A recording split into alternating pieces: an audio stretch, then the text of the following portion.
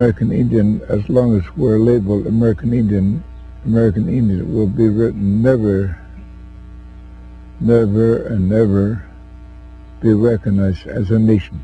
So I think there's another way to look at that whole issue of what is Indian and what, the word or what we call ourselves is en Dios, meaning in God, that the people that he encountered were godlike, were very pure.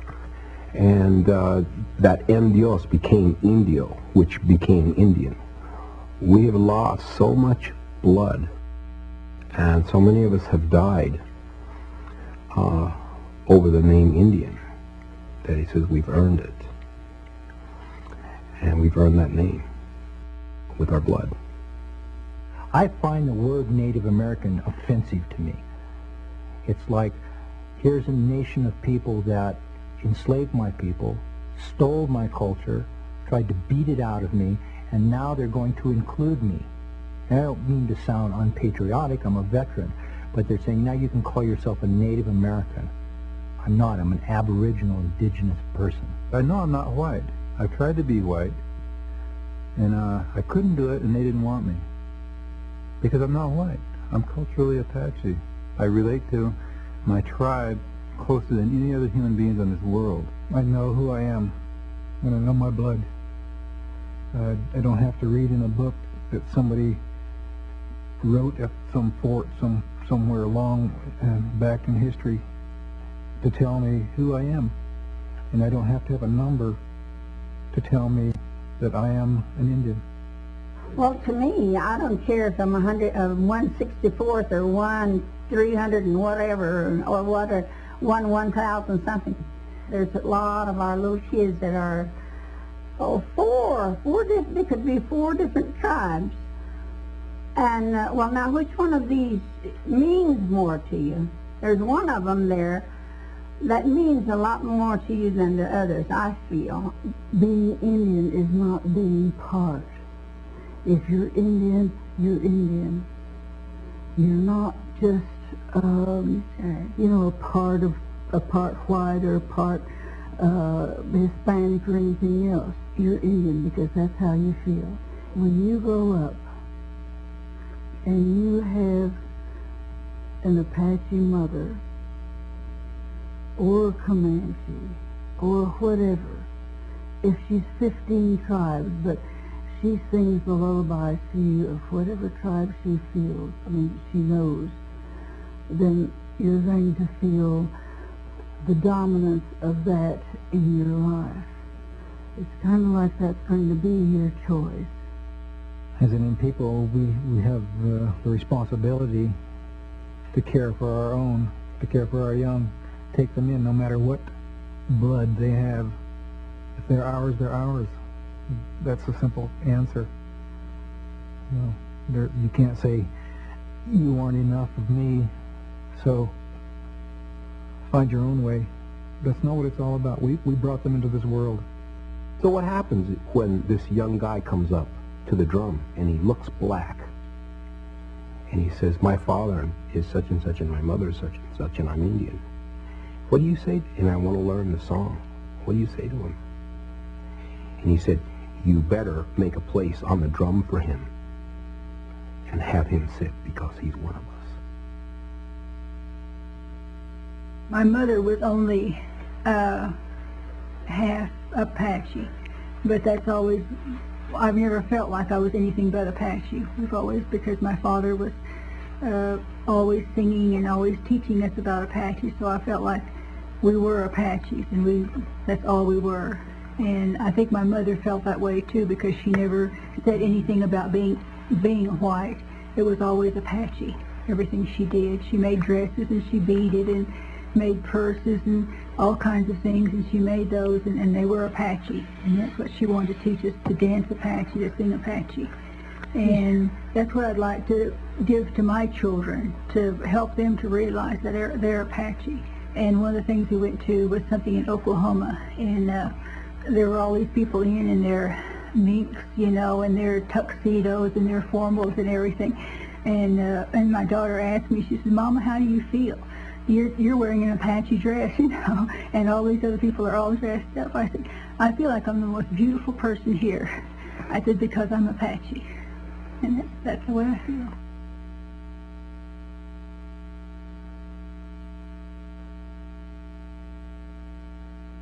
Somebody asked me one time, what is it like being a native person, and especially being a person of mixed blood?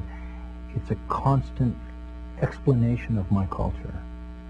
I mean, I'm totally amazed at how much the non-Indian population knows about my existence.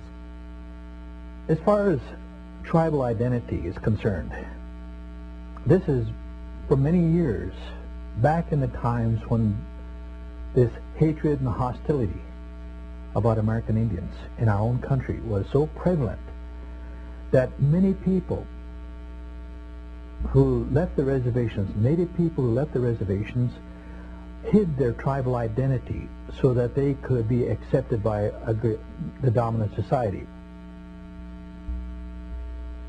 Because Indians were being relocated to the cities by the thousands to empty the reservations so that the termination policy could be effected, we suddenly had an explosion of urban Indians. The urban Indians oftentimes did not, once they had children, they would not enroll them with their own tribe. They didn't take the time or the effort, or, as one Indian said, what's it worth to be an Indian? In the 1950s, the federal government instituted yet another new Indian policy known as termination. The purpose of this policy? To eliminate tribal governments and tribal lands, along with any vestige of tribal identity, so that the Red Nation would become part of America's great melting pot. A major part of this program launched another relocation campaign which offered training, jobs, and a part of the American dream to any Indian who would leave the reservation and move to the city. What most Indians who signed up for the relocation program found is isolation, alienation, and further disintegration of their culture and identity. And so this policy became one more chapter of the American Holocaust. But relocation is not a dead policy of the distant past. It is an active policy of the present day. By order of the U.S. government, more than 12,000 Navajo people have been forced in the last 25 years to move from their traditional homelands on Big Mountain in Arizona, to be resettled one more time on land nobody wants. Contaminated desert bottomlands of the Rio Puerco, downstream from the largest radiation spill in American history. The reason for relocation this time? The discovery of one of the largest coal deposits ever found in North America. The most recent law which strengthened and accelerated this forced removal was introduced by Senator John McCain and signed into law in 1998. Because as Indians, we're not pulling together. We're so fragmented, and still that's the white way, to break us up, make us weak. And we are strong, but we're so far apart from one another and can't come together on the issues. Would just as soon go their way and say, oh, you take care of it. We exclude, cut out, don't let in. Where's that tradition? What's that tradition from? It's from Europe. So we're being good white people when we do that, when we're being exclusive, but we're not being what our ancestors were. This world loses 6 million Jewish people, and the world feels sorry. The world loses 50 million indigenous people in this continent, and the world doesn't care. It's ongoing. And I say that with a great deal of sadness because a lot of the times the Holocaust is perpetuated by our own. And it's not necessarily the outsiders. I mean, we've learned our lessons well. We've learned how to be divisive. We've learned how to take the tools of colonization and use them on ourselves. And we've done that very well, thank you. The Holocaust goes on today. People are dying all over the world. There are Geronimos all over the world fighting for their people and dying sad.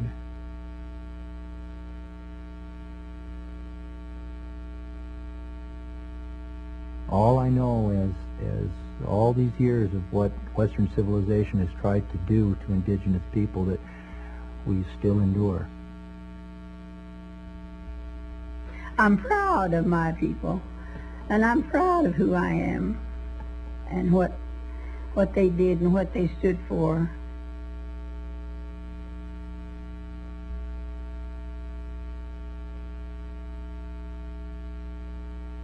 You survived.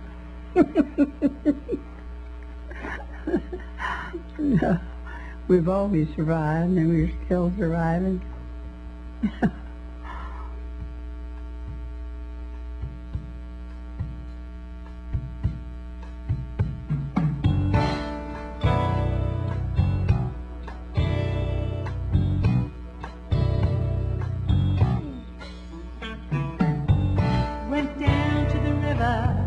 Wash my spirit up to the mountain to purify my soul. Dance to the sun, pray for the ones who can't help themselves no more.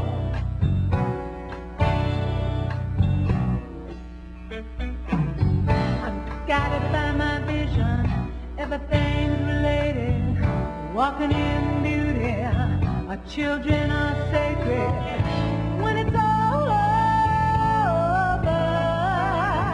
I'll still be Indian. No matter what you do, I'll still be strong.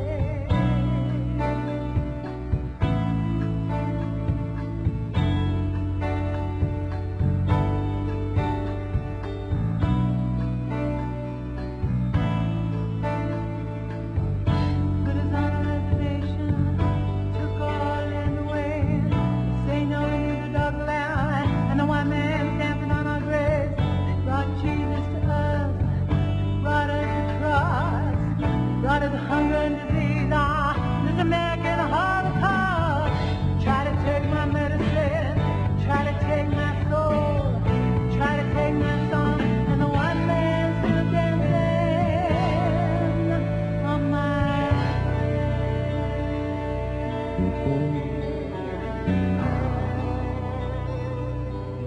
grave.